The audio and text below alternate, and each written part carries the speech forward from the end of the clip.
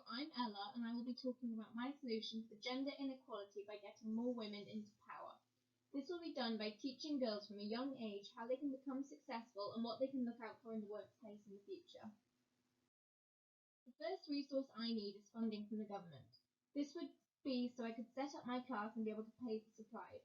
I also need a school that is willing to incorporate the lessons into their education system in place and somewhere that I think is suitable to do it. I will need a classroom and equipment for them to be able to use to make sure the lessons are fun and interesting and keep them engaged.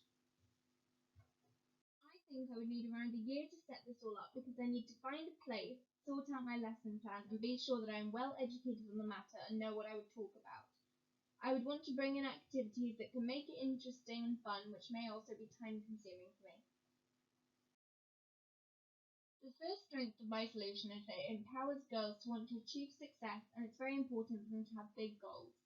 Another strength that I think is important is for young girls to have powerful female role models that they can look up to, so that it helps them be aware that they can achieve whatever they want despite the fact they're women. This can only happen if we have women in powerful positions in the public eye. Having capable women in power also proves that women can do just as good a job as men.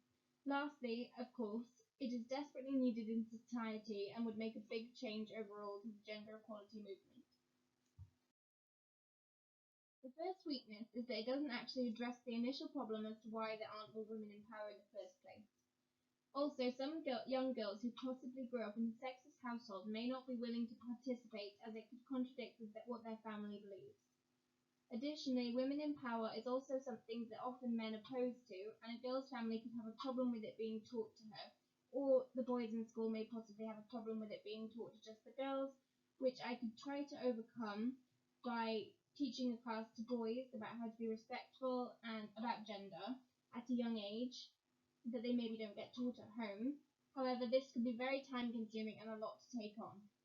Lastly, lots of women are scared to get into power because of what other people think, which can often be something that is very hard or impossible to change.